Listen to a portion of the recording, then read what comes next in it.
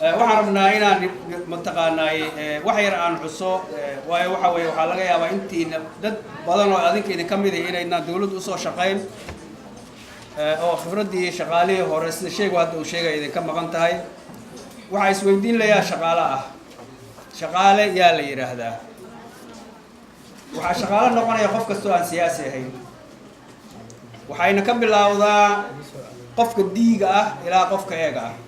intaas ay u dhaxayaan shaqaaluhu marka darajo ahaan la yiraahdana qofka nadiifiya xafiiska iyo agaasimaha guud inta u dhaxaysa shaqaale intaas siyaasiyiin maahan waxa hawsha inay wadaan la rabana ayaga waaye inay shaqada qabtaan waxa la rabaa ayaga waaye waa dhici kartaa inay kala kategoriye yihiin waxaan rabaa marka inaan wax yar ka iftiimiyo waxaan ku jirnaa xilli kala guur ah dalku wuxuu ka soo guuray wuxuu ka guurayaa wali يعني geediga dawladaha marka laga hadlayo waxa lagu guuriyaa sida reer miyiga oo ku guuro sharci baa lagu guuriyaa marxalad marka laga guurayo marxaladka loo guurayo sharci baa lagu guuraa la iska ma guuro dalku wuxuu ka guurayaa hal urur shaqaale oo dalka oo dhan uu leeyahay dadkaasuna ay yihiin badankooda xubnaha xisbiga oo macnaha siyaasadda ay qayb ka yihiin waxaan u guuraynaa urur xor ah oo xuquuqda qofka shaqaalaha ah haddii ay noqon lahayd private haday tahay haddii ay noqon lahayd shaqaalaha gaarka ah ama ay noqon lahayd shaqaalaha dawladda u shaqeeya intaba mas-uul ka ah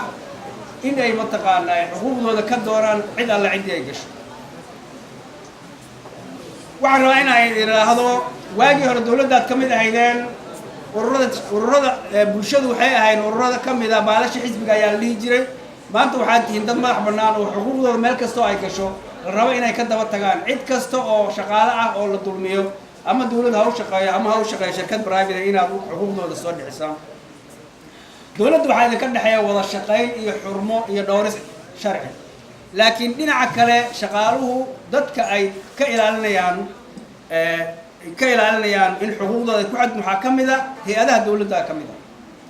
marka waxa laga rabaa inaad u shaqeysaan laba dhinac marna aad mataqaana committee society dawladda ay madaxda u ahayd marna aad tihiin dawladda partner marna aad tihiin against isku tihiin oo aad ka ilaalisaan xuquuqda shaqaalaha waayo loo shaqeeyaha maanta jiraahay ama waa shirkadaha private ka ah ama waxa waa hay'adaha dawladda shaqo bixiyo marka qofka shaqaalaha ay ama ka tirsanaado private-ka sector-ka gaarka ah ama ka tirsan sector-ka guud waxa la idinka rabaa xuquuqdooda inaad doontaan xuquuqaha waxyaabaha lagu doonayo sharciga sheegaya aniga dalkan 3 sano joogaa wali ma arag urur shaqaale oo u qaylinayo xuquuq ka maqan maahan waa inaad si aad u heshaan xuquuqdiina waa in la idin arko awoodin inaad muujisaan caalamku waa caalam lagu xisaabtamo awood baa lagu xisaabtamaya marka awoodda dalku waa shaqaalaha iyo dhalinyarada marka waxaa la idinka baahan yahay inaad ilaalisaan xuquuqda shaqaalaha waxaa ugu horeeya kow mushaar shaqaaluhu waa inay mushaar helaan waa inay xuquuqda kale oo fasaxu ka mid yahay oo pensionku ka mid yahay ama mataqaanaa howlgabka qofku marka uu noqdo in qofka shaqaalaha inta lagu shaqeysto markii uu xoogii loo baahnaa ka dhamaado in banaanka lagu tuuro ma waa inaa xuquuqda shaqaalaha doontaan marka waxaan idinku gubaabinayaa dawlad iyo shaq iyo gaar meeshay gashaba in aad mataqaanaa ka doontaan adinkaa la idinka baahan yahay waxaan u hambalyaynayaa guddoomiyaha cusub iyo xogayihiisa guud waxaan runtii u hambalyaynayaa guddigii daadiinayay doorashada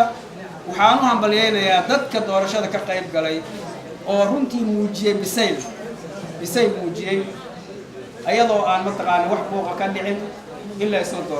inay isdoortaan shaqaaluhu aad baan usoo dhaweynayaa waxaan idin balaq aniga lafteydu shaqaalaan ahay waxaan ka mid ahay dadka aad xuquuqdooda ilaalinaysid ayaan ka mid ahay waxaan ka mid ahay dadka markaad u baahatiin in aad u baahatiin in tala sharci la isiyo haddaad igutmaa waa idin siinaya ayada oo mataqaanaa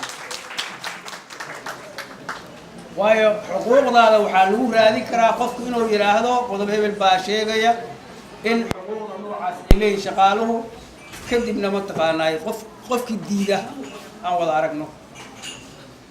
waxaan leeyahay ka qayb gala samaynta xilliga kala guurka shuruuc badan baa la samaynayaa oo ay ka mid tahay hadda waxaa gacanta lagu hayaa kan shaqaalaha dawladda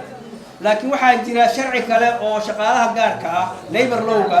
shaqaalaha private dalka uu jiraa wuxuu u baahan yahay updating lagu sameeyo ama in waqtiga lala socodsiiyo ee u baahan yahay sharcigaas wuxuu sheegayaa qofka shaqaalaha criteria qaabka loola macaamilayo waxa uu qorayaa in lala galo heshiis sharci qof baa hadda ka dhawaajinayay qofka shaqaalaha in heshiis lala galo waayo waxaa la rabaa marka dadka la rabaa marka inay daba istaagaan waayo shaqa bixiyuhu mar kasta waxa uu ku dadaalayaa institutionkaas uu ka tirsan yahay danihiisa ka shaqaynaya dadka ku jira oo ka shaqaynaya oo awoodda shaqada ayaa waxaa laga rabaa xuquuqdooda inay doonaan xuquuqdiina haddii aynaan adinku doonin cid idin siinaysa ma jirto wax badan oo shaqaaluhu leeyihiinna waa maqan yihiin waxaan rajaynaynaa inay waa cusub maadaama yani maan doorasho cusub aad gasheen in ay noqoto shaqo cusub iyo weji cusub xilliga kala guurkaana aad ka qayb gashaan sida loogu guuray sharcigaas aad iyo aadaan idinku mahad celinayaa wassalaamu calaykum waraxmatullahi wabarakaatu.